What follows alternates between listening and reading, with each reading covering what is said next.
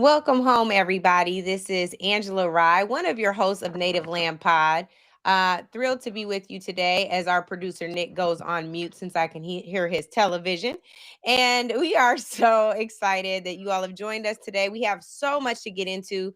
This is going to be one of my favorite solo pods because we are going to hear live from some folks just like you. As you know, we say welcome home. And that means that our Native Land Pod community has the opportunity to weigh in, some with questions. Today, before we get started, I want you all to know within about the next hour, the House Republicans will be bringing up a vote. We have somebody else. Okay, I was going to say we have somebody else who just joined us. We need them to go backstage. The House Republicans will be voting on what they call a stopgap measure or a continuing resolution to determine whether or not the government will continue to operate. I'm going to argue with you all right here and just let you know that the government has been shut down since Donald J. Trump was sworn into office on Martin Luther King Day this year. The government has been shut down since Elon Musk went into the Department of Treasury with Doge and got access to our most secure information. The government shut down the day that they decided that USAID workers all over the world should no longer receive funding and should be fired. The government was shut down the day they began to fire inspectors general throughout the government. The government was shut down the day ethics no longer mattered, the day that the felon got into the White House and decided that there would be crime running rampant except for those of us who commit no crimes. So, y'all, the government has been shut down, and what the Republicans are going to vote on within the next hour will merely give Donald J. Trump and Elon Musk a rubber stamp to continue engaging in waste, fraud, and abuse. And it gives them a rubber stamp to continue to shut down services most needed for the American people. This bill will decrease non-defense spending by $13 billion. This bill will cut SNAP benefits, which again, we talked about before, are food stamps, provide food benefits to the most vulnerable Americans among us. $230 billion in cuts to SNAP. The cuts to Medicaid are over $800 billion. That provides health care to people all over the country. And is named different things. In your state, it's something different. In Washington state, it's Apple. There are tax cuts for people with incomes in the top 1% in the country, $1.1 trillion. So they can afford to give tax cuts to wealthy billionaires, but starve out and cause harm to healthcare for the most vulnerable among us. That is what we are up against. And I want to just call out the fact that there are House Republicans who are vulnerable. They live in districts, some of them with large Black populations. I want to name some of those folks, and then we are going to get into the conversation with people in the community who have questions. But I just want to take a moment to name some of those folks. Hold on, I'm trying to find the post where we lifted up all the names of these workers. Hold on one moment. Here it is. So these are the Republicans who you need to be paying attention to because they may vote against your interests, and you still have time to call them at 202-224-3121. These are Republicans who were elected in districts that have large Democratic populations and large populations of people of color. That is Nick Begich in Alaska. That is David Swikert in Arizona. That is Eli Crane in Arizona. That's Juan Ciscomani in Arizona. It's a lot of Arizona, huh? Kevin Kiley in California. David Valadeo in California. Young Kim. Are we sure it's not Kim Young? I just want to make sure we check that. Young Kim in California. Kevin Calvert in California. Jeff Hurd of Colorado. Gabe Evans of Colorado. Anna Paulina Luna in Florida. Representative Marionette Miller Meeks in Iowa. Zach Nunn in Iowa. Bill Huizenga, Jesus help, I don't know his last name is Huizenga, Michigan. Tom Barrett in Michigan. John James got the nerve to be a Black man in Michigan voting against SNAP and Medicaid in Michigan. John James. Somebody run against this brother. Now I'm talking, you all should run against these white folks too, but I'm just saying This is a black man voting against SNAP and Medicaid, okay? John James, Ron Zink in Montana. Might be Zinky. I'm not sure. We got to get pronunciations of these. I'm not going to mess these up. I'm going to keep naming these folks, so let's make sure we get this done, Lolo. Help me out. Don Bacon in Nebraska. Tom Keene Jr., New Jersey. Nick Lalauda in New York. Mike Lawler, New York. Ryan McKenzie, Pennsylvania. Rob Bressman in Pennsylvania. Scott Perry, Pennsylvania. Monica De La Cruz in Texas. Bob Whitman, Virginia. Jen Keegan's, Virginia. Brian Steele, Wisconsin. Derek Van Orden, Wisconsin. Y'all, call them today at 202-224-3121. While you're watching me, pick up the phone, record a video of your call to their office, and let them know they better not vote against this continuing resolution that is merely a perpetuation of a government shutdown that has been happening since Donald Trump got in office. Call them and let them know that you don't want to be a rubber stamp for Donald Trump. Call them and let them know that you want to fund SNAP benefits and you want to fund Medicaid and you want to fund Medicare and you want to fund Social Security. Let them know they playing with the wrong ones, okay? Let them know. 202-224-3121. You can find this post about the Republican members who are in vulnerable districts and who are likely to vote to support this continuing resolution. Tell them to vote no because our lives depend on it, okay? So now we're going to get into these questions. I just wanted to make sure we do that because we have about an hour before they vote, maybe a little less before they vote on this continuing resolution on the House floor. And then y'all call these Senate Democrats that think that they have an obligation to support this. No, they do not. Tell them what they have an obligation to support. And that is making sure that the American people can live and thrive under this administration. That means you got to vote to tell a fascist no. What are we talking about? This is not up for grabs. It's not up for discussion. We have to make sure that our voices are heard and we tell these folks what we really need to see done. That's our obligation. We're the taxpayers. You know what that means? We pay their salaries. You know what that means? They work for us. All right, we're going to open up for questions. I think Brittany is up first. Hello, Brittany. Can you hear me okay? I can't hear you, Brittany. I'm so sorry. I don't know if it's on mute, but I can't hear you right now. Can you hear me now? I can. Hi, Brittany. How are Wonderful. you? Tell us your name, your full name, and where you're from. My name is Brittany Scott, and I'm from Durham, North Carolina. All right. Tell me your question. Okay, so my question is, as we most recently saw, there were 10 Democrats that voted to censor Al Green. They are the opposition. I want to know, in times like this, what do we do to appeal to the opposition? Can we appeal to them? And if we can't, does that mean that Black people now need to do basically FUBU, for us, by us? Yes, I love this question, Brittany. First of all, let's shout out Congressman Al Green. For those of us who are watching the State of the Union, what we know is that there was one sole member who stood up and challenged Donald Trump face to face. Congressman Green pointed that cane to Donald Trump and said, "You do not have a mandate to cut Medicaid." He stood up boldly. He said he didn't intend to protest verbally. He just intended to walk out. Several other members walked out of the chamber after Al Green. Congresswoman Jasmine Crockett, Ayanna Pressley, Sidney Comliger-Dove, Maxwell Frost. There were so many members who walked out after Congressman Green, but with Al Green standing up in the way that he did and specifically naming what they call an entitlement program, Medicaid, he was saying, I'm going to stand up for the most vulnerable in my district. Well, I want to name the 10 because they stood on the wrong side of history by voting with the Republicans to censure Congressman Green. Some of you may be saying, what does it mean to censure a member of Congress?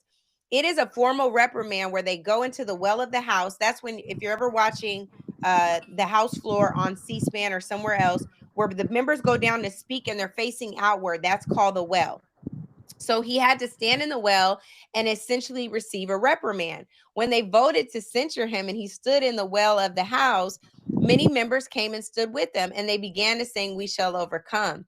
The purpose for that is we know that the punishment did not meet the crime. There's no reason, there's no rhyme or reason why Congressman Green should have been censured when all he did was stand up for the vulnerable amongst us. He wanted to ensure that they had a voice and they knew that there was someone who would speak up on their behalf and protect something as critical to our survival as Medicaid. Well, there are members of Congress who have historically said they support Medicaid, but they voted to censure Al Green despite him, sure, violating the rules of decorum. But when somebody's lying to your face before the American people, somebody got to call him out on it.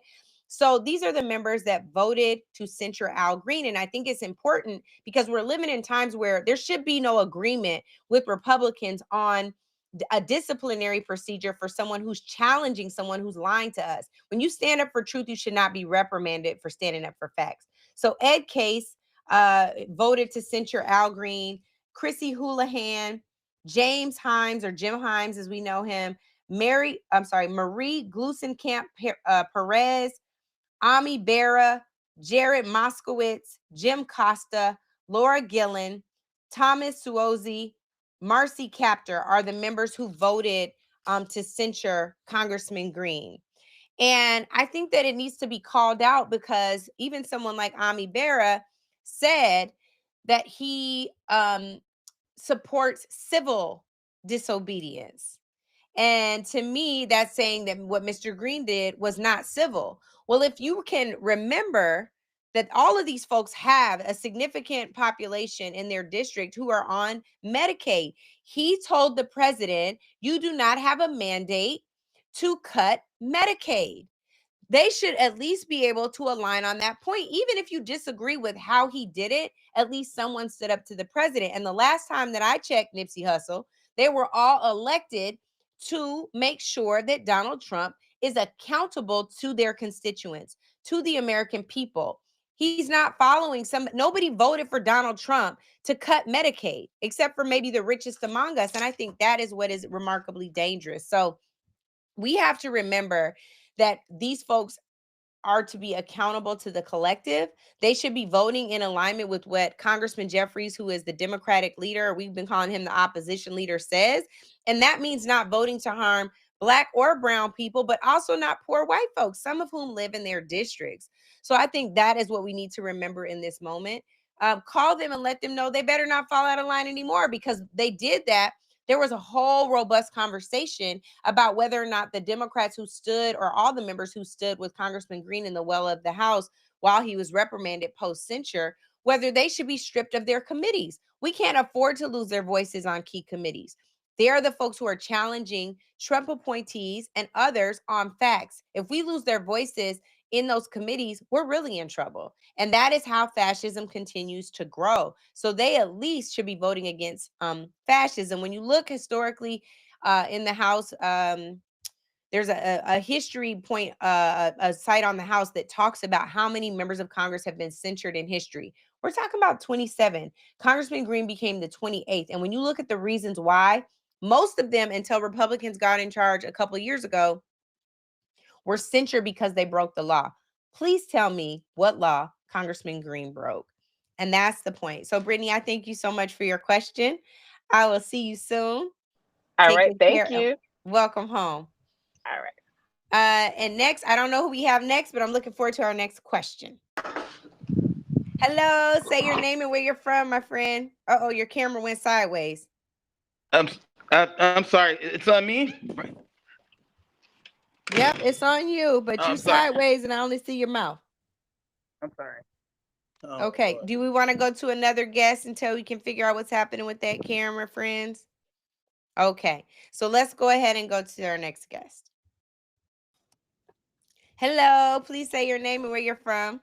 Hey, Angela. My name is Tanya Lobo, and I'm from Taunton, Massachusetts. How are you today? I am great. Thank you so much for joining us. Tell me your question. Thank you for having me. So my question is, how do we, so obviously we know, and you've said it so many times, we're fighting for our lives right now, right? But on the local level, we're wanting to run for elections, make sure that we're involved, affect change in our own little area of the world. How do we motivate those who are saying, I'm not worried about all that, right? I'm just here to survive. I'm trying to figure this all out. what is our message when we're knocking on doors? How do we get our national and state leaders to help community activists, local organizations to actually be able to do this? We're not thinking about, at least right now here, this is our year for local election. We're not thinking about 2026. We're thinking about what are we going to do right now to make sure that the 15 to 20% that come out, like we can have more percentage come out and vote than the low numbers that we normally get during a local election. That really is a concern as we're sitting here trying to figure out what our message is, because when we look nationally, we don't even know what our message is in the Democratic Party at the moment, which you say it all the time. So that's really just my question. What do we do locally? Well, let me turn this back on you. You said a key thing. You said when we knock on doors. So I take it means, Tanya, that you're knocking doors about the election. Is that true? 100%. Yeah. Not only. Yeah. Go ahead. What organization are you a part of, or did you start? So I'm the founder and executive director of the True Collective, and it's a local organization, and we've been doing the thing. We are currently, opening our own community center. We've gotten lots of grants, whatever. But I guess it's the frustration on my end is I'm only one person. I don't have the army, the backup. I don't have the national accolades, but I'm doing the work, and I have grassroots individuals who are like, we want to do it. We want to do it. Right. But there's usually like 5 to 20 of us at the most, at these protests or different things going on. But that's not what's working.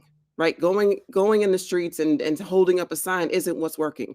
We need to knock on doors. We need to start talking to people. I have the State of the Community coming up. I've invited all our federal, state, local, elected officials to come and talk to us. We need to talk to you.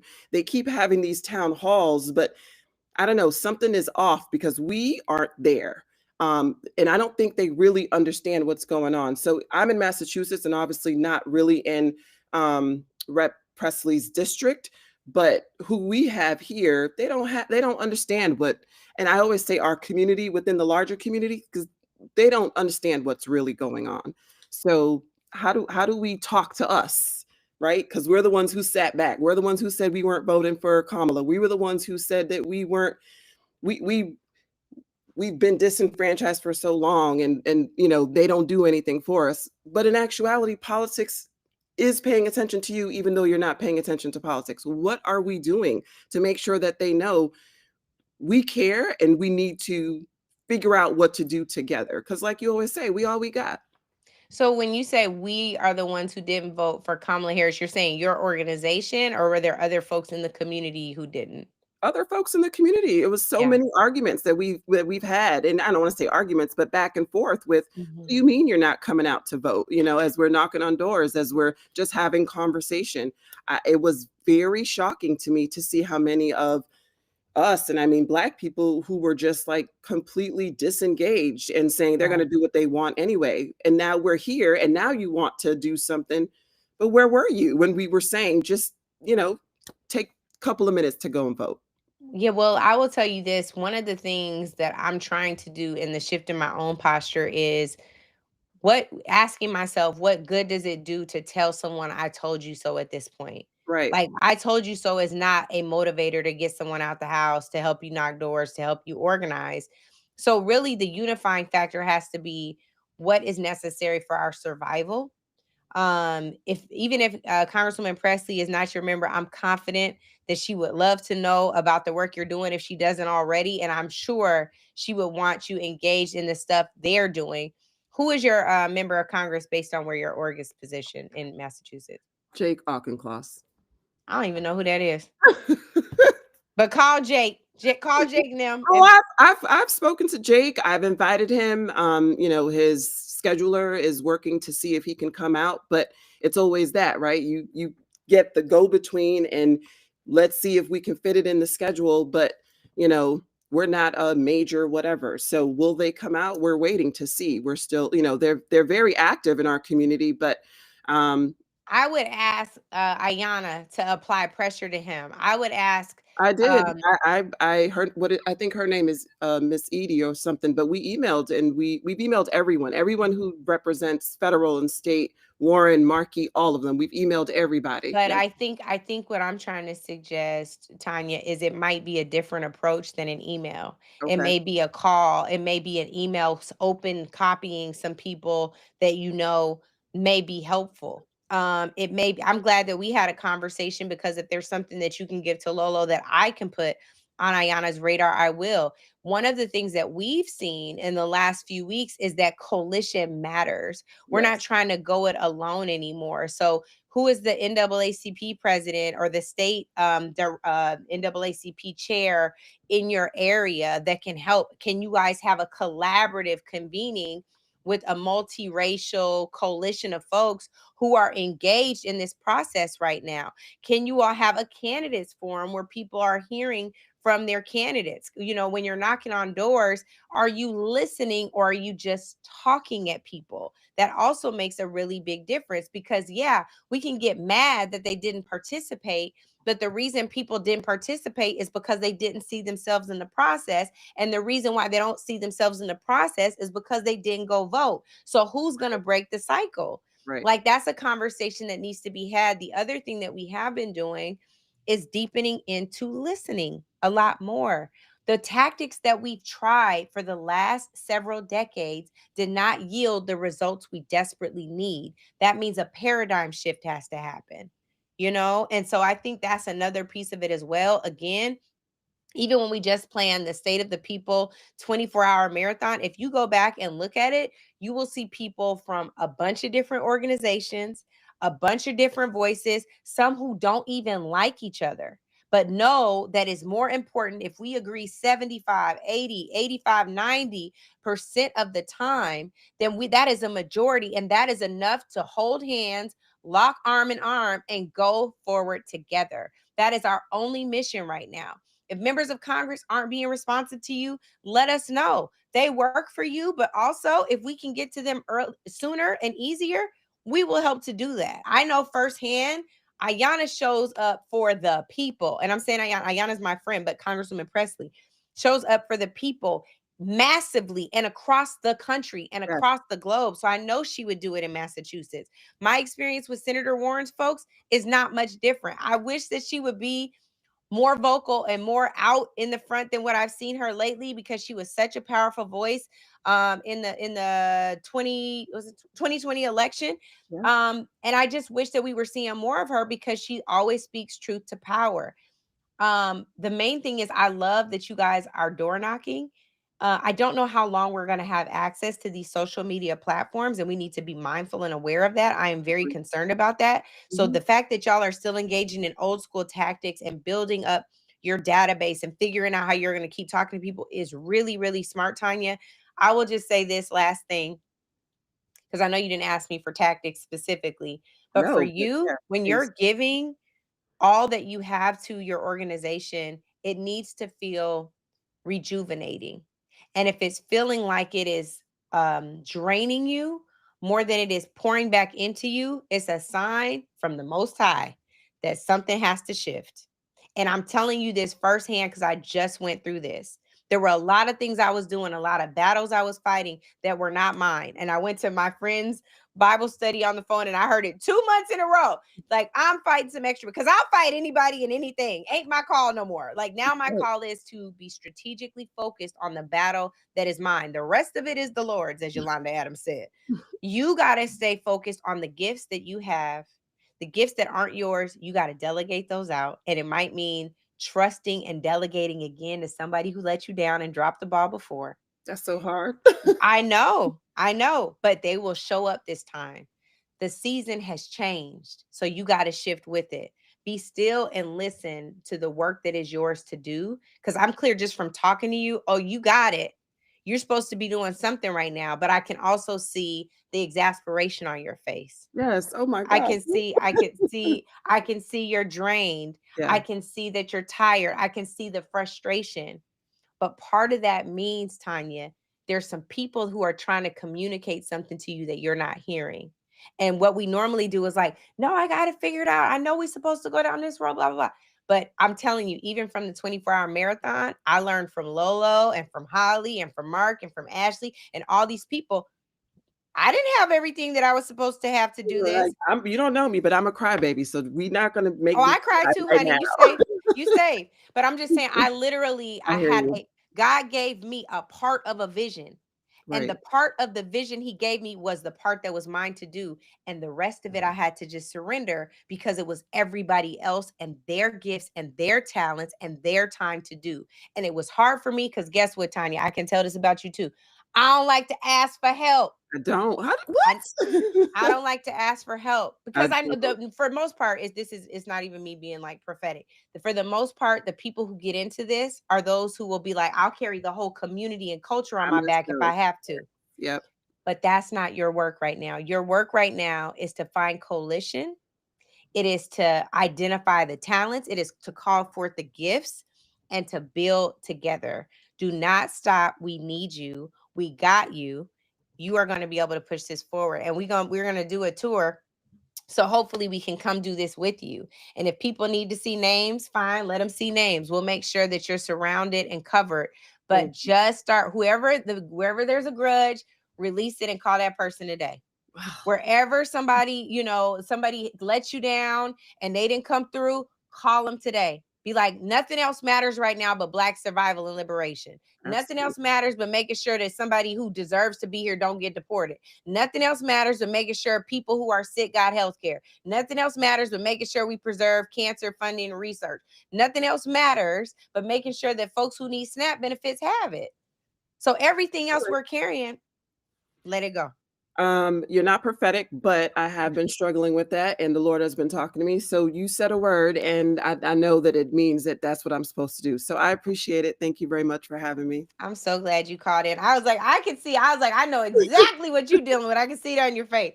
But yes, you got this, and don't give up. And please make sure you stay in contact with us through Lolo. Probably already got a whole bunch of notes for you right now. I already knew. I know her. Yeah. But yeah, we don't want you to give up, and I know that we need you in this fight too. So maybe just even you coming to be a part of this with us. There's some, mutual sharing that we can engage with, or we can give you what you need, you feel poured into, so you can go give the community what you need. Thank you. Or what they need. Yeah. And both. It's reciprocal. Absolutely reciprocal. Yes. Yeah. All right. Thank you, Tanya. You too. Right. Bye-bye. Well, you guys, I know we're a little bit over, but we have a few more guests. I have to be obedient to my spirit. So that's what I was doing. I do not apologize for that, but we're a little over. So stick with us. And we have another question coming up. All right. Angela. How are you doing? Please tell us your name and where you're from. I'm doing great. My name is Jaye Devon. I am in New York. I'm so honored to be here. Are you in the city? Speaking to you. I am. Okay. I am here. I'm honored to be speaking to you. I'm so grateful for the work that you do, that Native Land Pod does. You were on my vision board in college. So to be holding space with you right now is insane. So thank you for that. Thank you, Jay. My question is, in this time of deep division, with so many conflicting messages, voices, platforms, everybody got a podcast, everybody has an opinion, everybody's on social media. How do we begin to unify around a common purpose? And then also, should we even be looking for a single definitive leader, or is that the wrong approach? Like, I'm hearing a lot about who's the leader of the Democratic Party, who's the leader of this. And it also sometimes feels as though people are more focused on becoming high profile activists than actually doing the real work of change. And Bernice King, she once noted recently, I think it was for Black History Month, that her father, Dr. Martin Luther King Jr., wasn't considered famous in his time and in his era. And people of today get that conflicted because we honor him in such, great fashion, but he wasn't famous then. So what does that tell us about leadership today in this modern digital era? Yes, I would tell you, Jay, first of all, thank you for all that you shared and the compliments. I'm really grateful. to have been on your college vision board. I'm tired of you young folk talking about, oh, I learned about you when I was in school. I'm like, that is so rude. No, I've been But following you for a long time, and I've been but out of that's my college for a point. while. No, but Yeah. I'm telling you that, but that's the point too. Like a long time ago when I was in college, I'm like, okay, this is so disrespectful. But it's fine. I'm really, really grateful for that. I will tell you that now it is imperative that we keep the main thing the main thing. And Black folks everywhere know what that means. It is, we cannot be distracted with stuff that doesn't matter. It don't matter who the leader is. It don't matter who is trying to put their ego up top and be the biggest boss. It don't matter who think they running for president in 2028, especially those who don't have no chance. That's all I'm gonna say with that. It doesn't matter. Like, that's not our battle right now. Our singular mission should be the liberation of Black people. Because what we know, even from the civil rights movement, is when we went out and protected our rights, our humanity, our personhood, that covered everybody. Every time we stand up for us, we cover the masses. And we just got to remember that right now. And so, Jaye, I can tell from talking to you, you are thoughtful. I can tell from talking to you, you are compassionate. I can tell from talking to you, deeply care about the upward mobility of Black folks. That's what you fight right now. That's what you push right now. You yoke up with people who are aligned with that mission, and you push towards that. There is a lot of space and needs for volunteers and what we're trying to build. We would love to have you. Everybody's volunteering. I am too. We would love to have you. We want like-minded people who love our people enough to push us forward. The leaders will show up. The leaders will rise to the top. The leaders will bring others along with them. We don't have to identify that. That's on God. Like, we can let that go, and I will just say, shout out to my brother, Hakeem Jeffries, who is the highest ranking Black person Brooklyn. in the party. Okay. In the party right now. And I thank God, because I'm watching an evolution happen with Hakeem Jeffries, where he's starting to show up and like, oh, we fighting. Okay, well then let's fight then. Right. And it is what is needed for the moment. People just want to see that they're protected.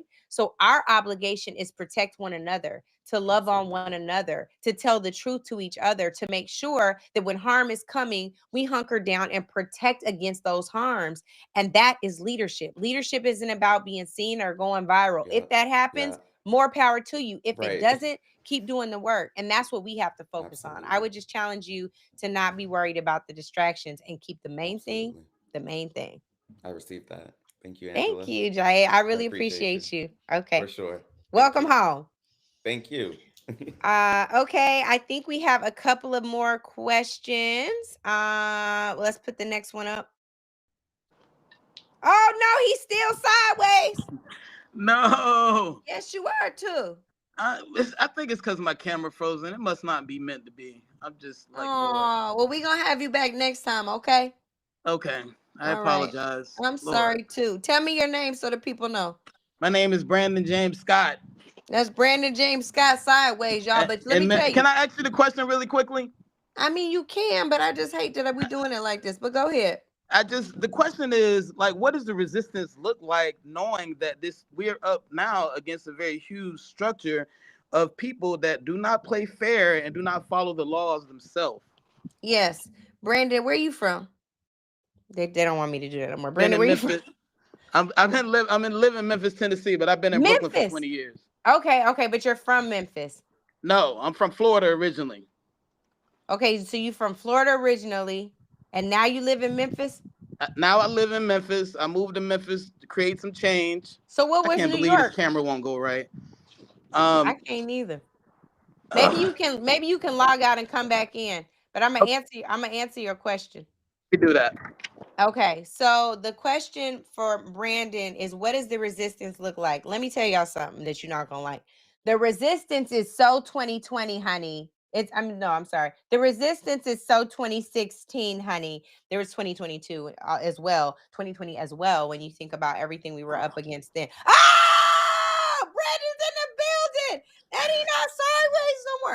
Even though I was saying it might be a thing because the world is sideways right now, so you was kind of on message. So I was like, I was just gonna gangsta lean white Richie. We was just gonna be right here. But The resistance to me is so 2016. It's so 2020. And I think we are called beyond the resistance right now. We are the opposition because we are embodying our power. I was in Selma this past weekend for the commemoration of Bloody Sunday.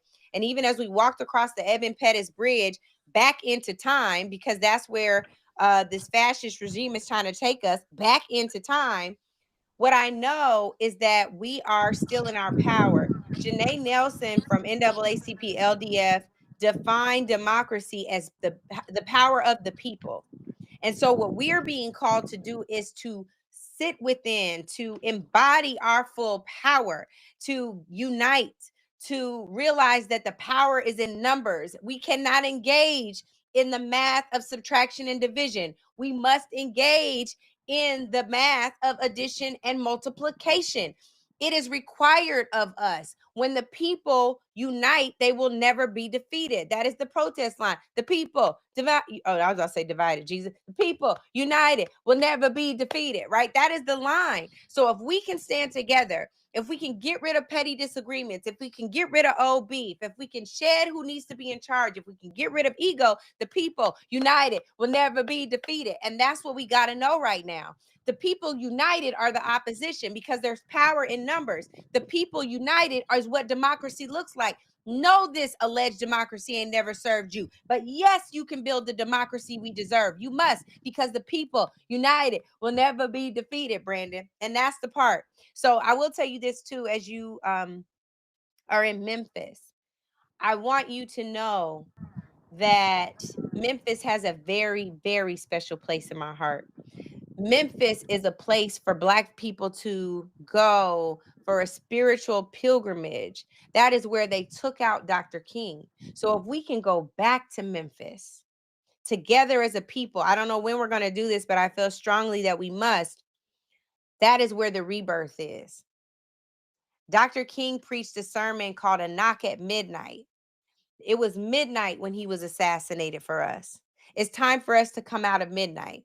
It's time for us to come together and turn the page of what is very dark in our historical past, that darkness they're trying to bring back. It might be midnight for all of us right now. Midnight is the darkest hour, but at some point day has to break, and the people united will never be defeated. As how we see daylight. So I want to encourage you with that, Brandon. I look forward to working with you.